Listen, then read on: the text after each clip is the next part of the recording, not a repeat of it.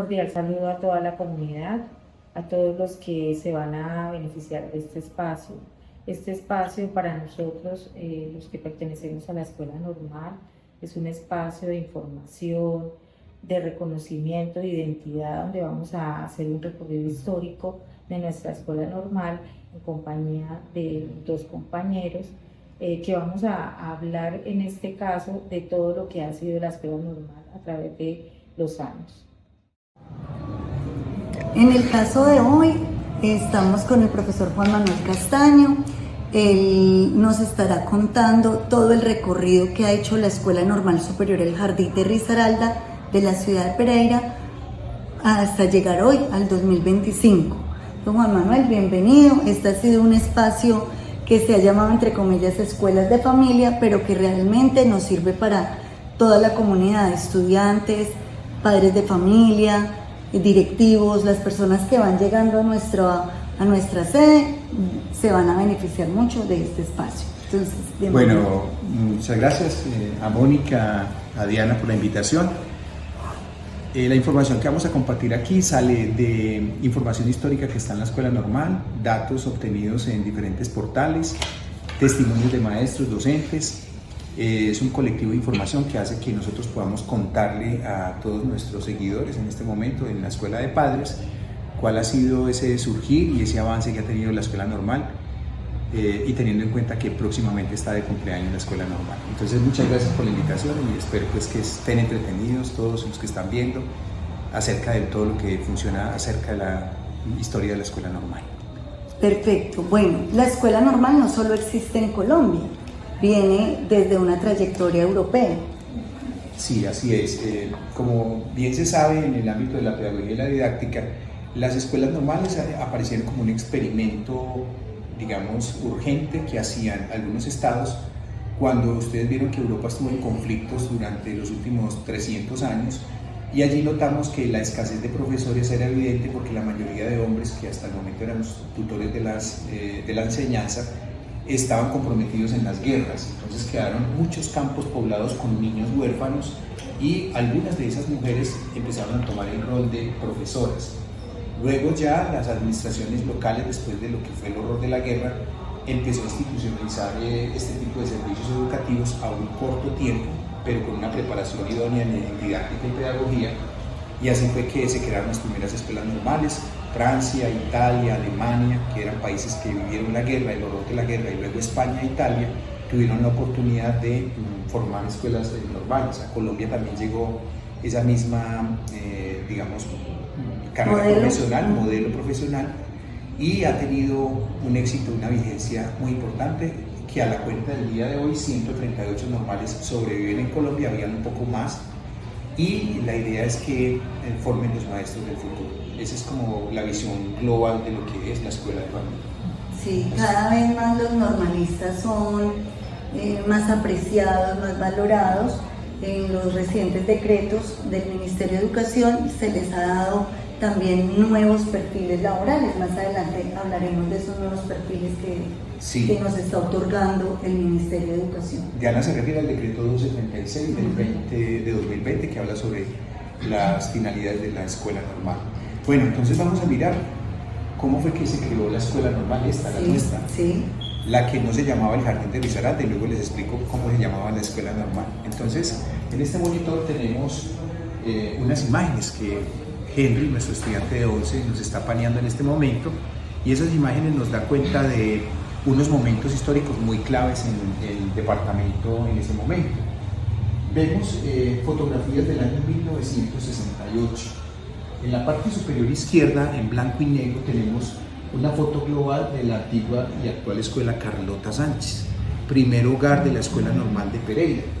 Vemos los trajes y la forma de vestir de la época. Los maestros manteníamos impecables de pantalón, saco, corbata, muchos de ellos usaban paraguas y sombrero. Los estudiantes, algunos de ellos uniformados, porque no todo el mundo tenía para pagar sus uniformes. Y esta foto es realmente muy, muy valiosa. Los que hemos visto este lugar en el centro de votación, cuando hemos ido a la Carlota Sánchez, más o menos tenemos idea que fue reconstruida, fue demolida una parte y construida en bloques. En la parte inferior vemos a el famoso Parque de la Libertad, ¿cierto? La iglesia de la Valvanera, tomada desde la parte norte de la ciudad, y se ve esa toma semiaérea donde todavía ese Parque Olaya, ese centro de Pereira, el Parque de la Libertad, perdón, y ese centro de Pereira no estaba tan próspero ni tan desarrollado como actualmente. Esa es la carrera séptima que entra al viaducto. Imagínense la diferencia que tenemos para los que tenemos idea de cómo es Pereira. En la foto del centro, pues obviamente es una foto muy bonita porque esta foto es el antiguo estanco de rentas que tuvo el departamento de Risaralda. Era el único sitio donde la gente podía comprar licor y era un centro de negocios muy importante de la ciudad. Está ubicado actualmente contiguo al centro comercial Ciudad Victoria, sobre la carrera novena con calle 17 esquina, y podemos ver que hace parte de lo que llamamos antes la antigua Galería de Pereira. Fue remodelada y reubicada para este lugar. Sobre la carrera 11 quedaba anteriormente. Bueno, en la parte superior vemos a nuestra clásica Plaza de Bolívar. Ustedes pueden observar en esa fotografía los carros de la época, ¿cierto? Ya estaba Rodrigo Arenas Betancourt con su obra clásica El Bolívar Desnudo como, digamos, la parte más destacada, como un monumento destacado de la ciudad, y pues la rutina de un día cualquiera en la ciudad de Pereira. Estamos hablando de un Pereira que ya hacía parte del departamento de Risaralda. Estamos hablando de una ciudad capital. Y en la parte inferior derecha vemos obviamente una edificación muy conocida por todos sobre la gobernación de Risaralda, que es nada más y nada menos la estación del tren, que también sirvió en una época como biblioteca pública municipal y además actualmente es un satélite del SENA para estudiantes de cocina, ¿de acuerdo? Sobre la vía ya no está el ferrocarril, sino está la avenida Circunvalar, que conecta desde la avenida del ferrocarril y une, por ejemplo, a diferentes salidas de Pereira, al terminal de transportes, a la avenida Circunvalar, como les decía, y a la avenida del ferrocarril. Esas fotos son del mismo año, 1968. Entonces lo que dice el texto en la parte superior es que la Escuela Normal de Pereira, que era el nombre original, no el completo que tenemos ahora, fue ideada. O sea, la idea salió en esa ley 59 de 1963. Estamos hablando que en esta época Pereira no era, Mónica, no era una ciudad de Risaralda, no era su capital, sino que era apenas un municipio del departamento de Caldas, cuya capital era Manizales. Y en ese año 63 se gestionó para que se determinara que, como este era un centro poblado muy grande, aquí se pudieran formar a los normalistas, a los profesores del futuro. Pero eso demoró bastante. Entonces vamos a darle un paso. Si tienen alguna pregunta la pueden hacer para poder explicar un poco más cuál fue el paso y la creación realmente de la normal superior. Pues no, más que una pregunta es como agregar que la situación social de Pereira pues era una situación donde la formación era más para lo técnico. Estaba el INEM, el inicio del INEM, el inicio del técnico superior, porque lo que los gobiernos pensaban en ese entonces era la productividad. Educación más para que, el trabajo. Exacto, el SENA estaba recientemente conformado acá en Pereira, y entonces llegar una propuesta de pensamiento pedagógico. No había muchas facultades de educación en ese entonces miremos que también había una necesidad de la enseñanza.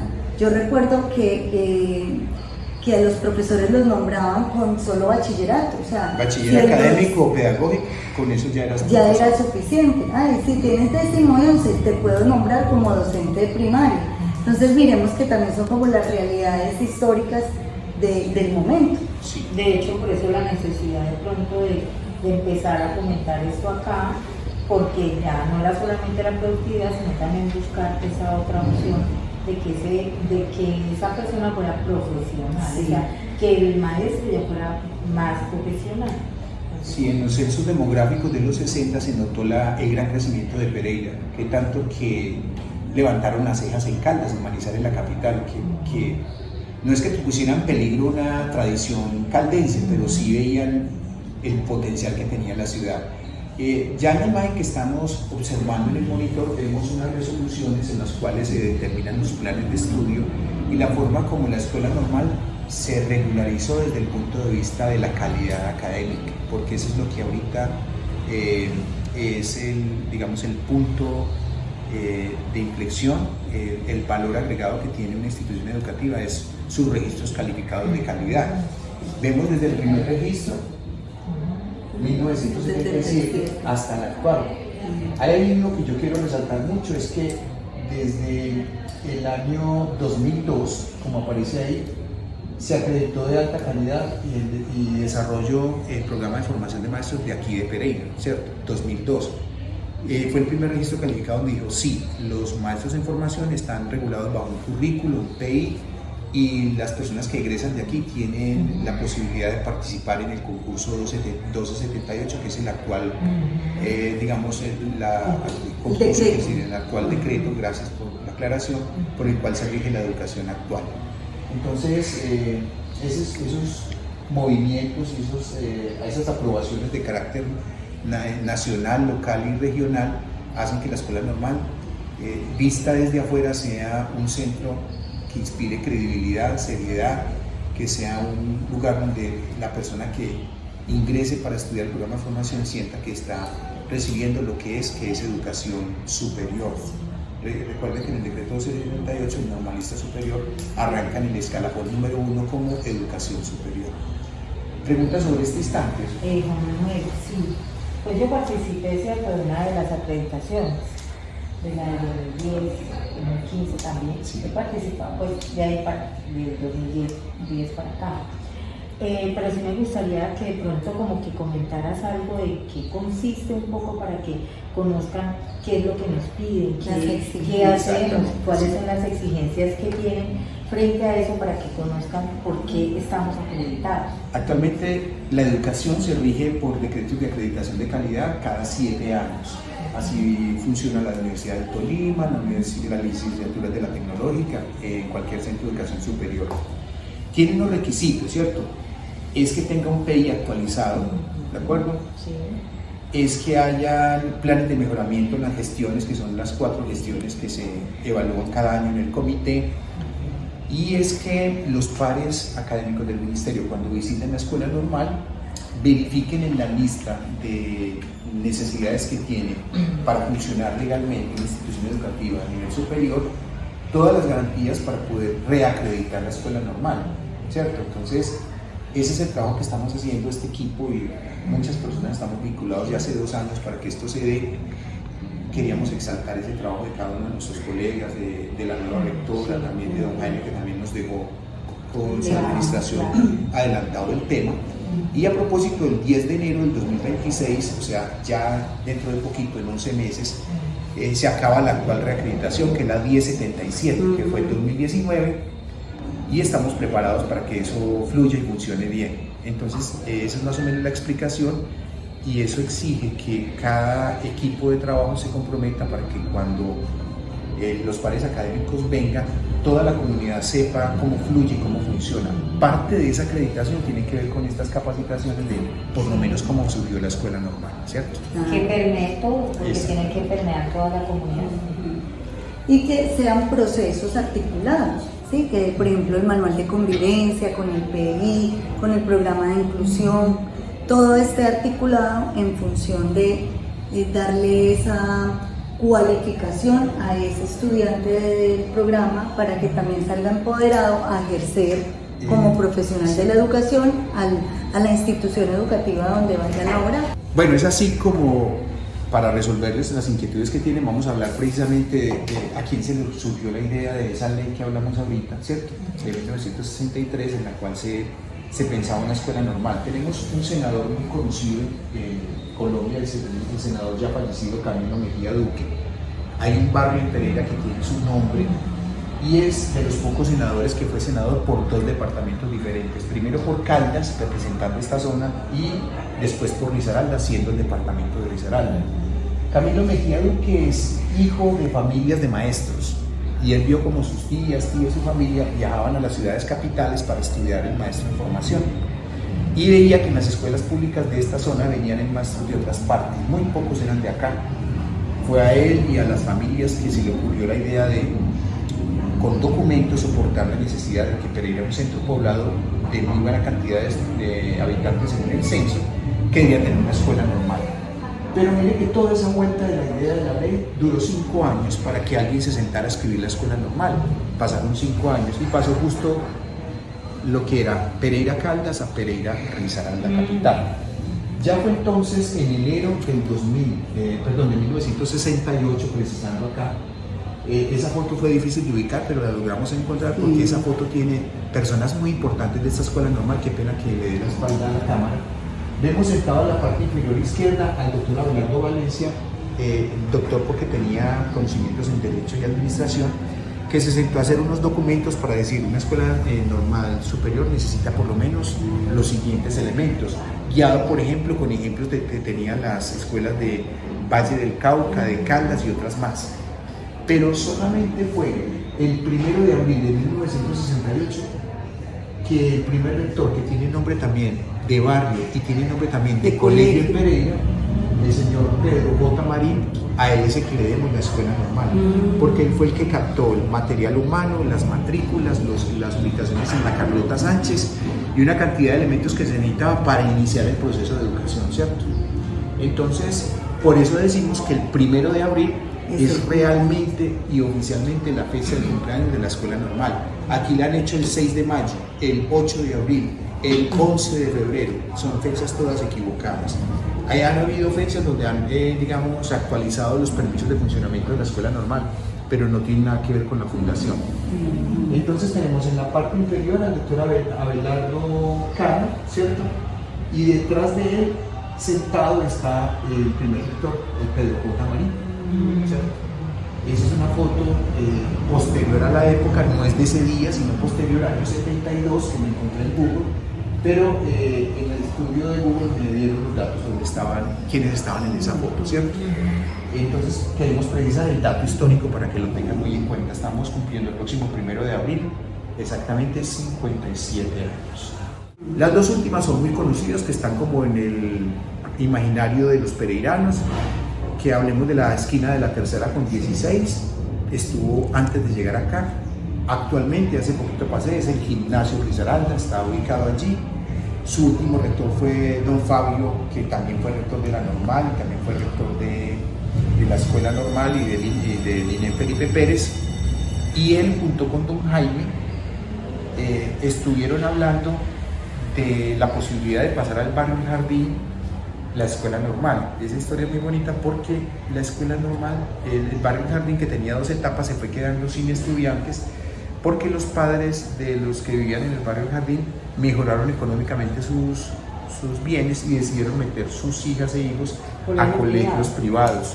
Entonces se fue desmantelando el colegio, se fue quedando sin estudiantes y ahí fue cuando esto lo pensaban hacer una ampliación al Parque del Café, ¿cierto? O venderlo para residencias. Y ellos dijeron que les dieran la oportunidad de tener aquí la institución educativa porque veían que, si ustedes conocen la sede de la Tercera con 16, es muy pequeña, los divide solamente una cancha y hay un bloque de 2 pisos para... No hay zonas verdes. Es decir, no tiene la riqueza que tiene esta zona, entonces entregaron el lote con desconfianza. Dimos el lote, le llaman lote a esta escuela, que antes era el Colegio El Jardín. Y así fue que durante el año 2004-2005 hubo un trasteo de casi un año con volquetas del municipio, camiones, con protestas de los vecinos que no querían que el colegio quedara aquí, con maestros que llegaron de allá para acá y otros que no querían venir para acá aquí porque quedaban muy lejos de la institución, con muchos ires y venires, con una planta física muy deteriorada, no estaba tan bien como podemos verla ahora, a pesar de que ya han pasado desde el Colegio Jardín como más de 67 años de construcción.